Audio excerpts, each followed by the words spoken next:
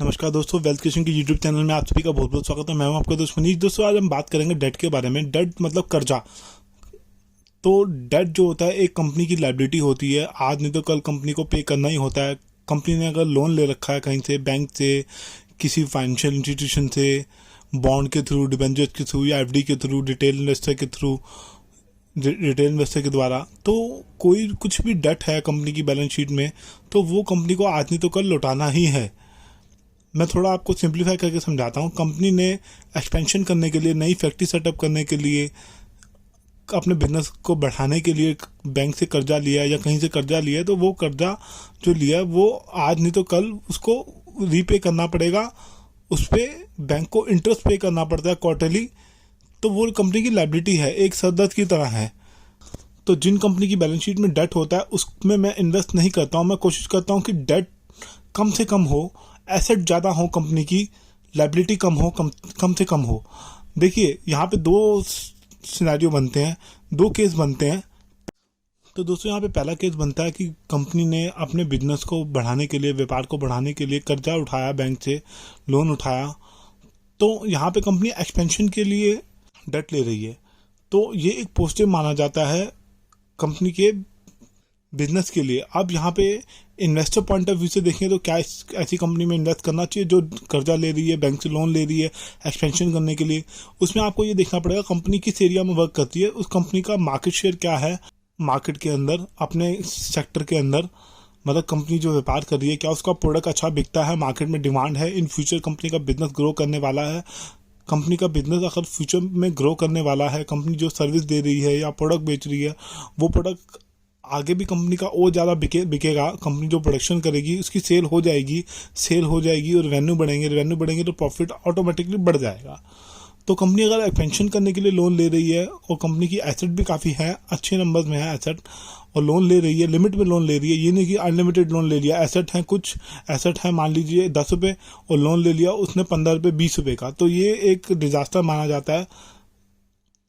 ऐसे बिजनेस में मैं इन्वेस्ट नहीं करता हूँ, मैं अवॉइड करता हूँ।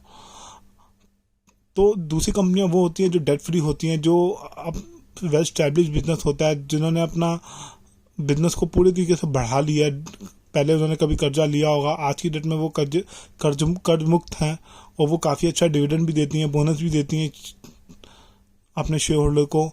बोनस शेयर भी देती हैं, डिविडेंड भी देती हैं, दोनों चीज़ें देती हैं। और जैसे जैसे प्रॉफिट बढ़ रहा है वैसे वैसे डिविडेंड अमाउंट भी बढ़ाती चली जा रही हैं। तो ऐसी कंपनियां ब्लू चिप स्टॉक होते हैं, अच्छे स्टॉक होते हैं, जिन कंपनी की बैलेंस शीट में डेट कम होता है और जिनका बिजनेस मॉडल यूनिक होता है और काफ़ी अच्छा मार्केट शेयर लेके बैठी होती है वो कंपनियां अपने सेगमेंट के अंदर, या मोनोपोली होती है उनकी अपने सेगमेंट के अंदर। ऐसी कंपनी में मैं इन्वेस्ट करना पसंद करता हूं। मैं थोड़ा एक एग्जांपल लेके समझाता हूं। डेट जो होता है एक लायबिलिटी क्यों होता है, एक सरदर्द क्यों होता है। मान लीजिए दो नाव हैं, उनकी रेस हो रही है। एक नाव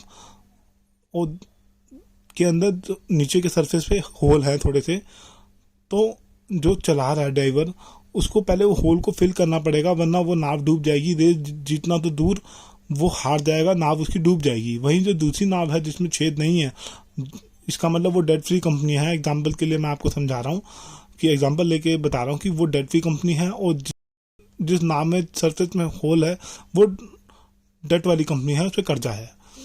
तो जिसमें छेद नहीं था वो तो जीत जाएगी रेस, बिंदास दौड़ेगी, फर्स्ट क्लास दौड़ेगी, अपने टाइम पे अपनी डेस्टिनेशन पे पहुंच जाएगी। लेकिन जिसमें छेद था वो हार जाएगी। जो ड्राइवर था, जो उस नाव को ड्राइव कर रहा था, उसको छेद को पहले फिल करना पड़ेगा। एक और एग्जांपल लेते हैं एक स्टॉक का नाम था सुजलॉन एनर्जी। मैंने 2017 में वीडियो डाला था, तब उस पर काफ़ी कर्जा हुआ करता था, कंपनी लॉस में हुआ करती थी। वो कंपनी, मैंने कहा था कि अभी इन्वेस्टमेंट पॉइंट ऑफ व्यू से ये स्टॉक अच्छा नहीं है। तो तब वो स्टॉक शायद 50 रुपये के आसपास चलता था, 50 रुपये या 40 रुपये। तब से वो स्टॉक फिर 2 रुपये आया। उसके बाद वो स्टॉक काफ़ी ज़्यादा क्रैक करने के बाद उसका अब देखें तो सिनेरियो चेंज हुआ है, मैनेजमेंट चेंज हुआ है, कंपनी प्रॉफिट में आ गई, डेट को कम करने लगी, कंपनी का टर्न अराउंड हो गया। और गवर्नमेंट की पॉलिसी उस सेक्टर को सपोर्ट कर रही थी जिस एरिया में कंपनी वर्क करती है, उसका भी कंपनी को बेनिफिट मिला। डिमांड बढ़ी, कंपनी ने एक्सपेंशन भी किया, कंपनी ने, मैनेजमेंट ने डेट को भी कम किया, और कंपनी प्रॉफिट में आ गई। और आगे भी हो सकता है, अगर कंपनी अच्छा कामकाज करती है, प्रॉफिट में रहती है, हो सकता है शायद कंपनी डिविडेंड भी दे। तो इस स्टॉक में मैंने वीडियो डाला था 2017 में, तब उसके बाद नीचे आया, करेक्ट किया बहुत ज़्यादा। उसके बाद से जब रिकवरी होनी शुरू हुई 20 रुपये पे, मैंने फिर वीडियो डाला था। मैंने कहा था कि अब यहाँ से अच्छा मूव हो सकता है क्योंकि कंपनी का टर्न अराउंड हुआ है। तो अब ये काफ़ी ज़्यादा बढ़ गया है, तो मैंने तो होल्ड करके रखा है, मैं तो उसको होल्ड करूँगा। ये कोई रिकमेंडेशन नहीं है बाय सेल होल्ड की, मैं सिर्फ ये नॉलेज शेयर करने के लिए वीडियो डाल रहा हूँ, एजुकेशन पॉइंट ऑफ व्यू से वीडियो डाल रहा हूँ। आप कोई भी शेयर खरीदने से पहले अपने फाइनेंशियल प्लानर, फाइनेंशियल एडवाइजर से डिस्कस करें या खुद की रिसर्च करें, उसके बाद किसी डिसीजन पे पहुँचें।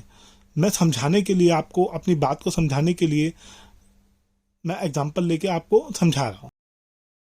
तो दोस्तों, डेट जो होता है, तो डेट जितना कम हो जिस कंपनी की बैलेंस शीट में, वो इन्वेस्टमेंट पॉइंट ऑफ व्यू से अच्छी मानी जाती है। लेकिन अगर कंपनी का मैनेजमेंट अच्छा है, कंपनी ने जो कर्जा लिया है उसको अच्छे से मैनेज कर रही है, टाइमली अपना लोन रिपे कर रही है, पे कर रही है बैंक को, और जो कर्जा लिया है वो लिमिट में लिया है जिसको वो संभाल पाए। ऐसा ना हो कि कंपनी बैंकरप्ट हो जाए या फिर कंपनी हैवी लॉसेस में चली जाए।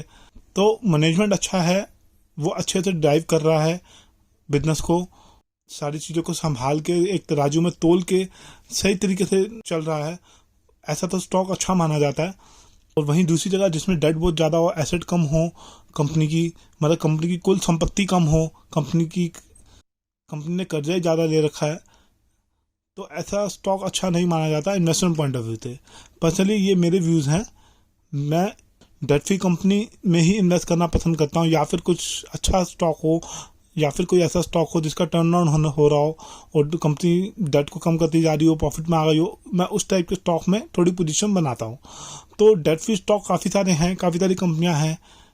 हमारी भारत की जो टॉप 10 कंपनियाँ हैं उसी में आपको काफ़ी सारी डेट फ्री कंपनी मिल जाएंगी।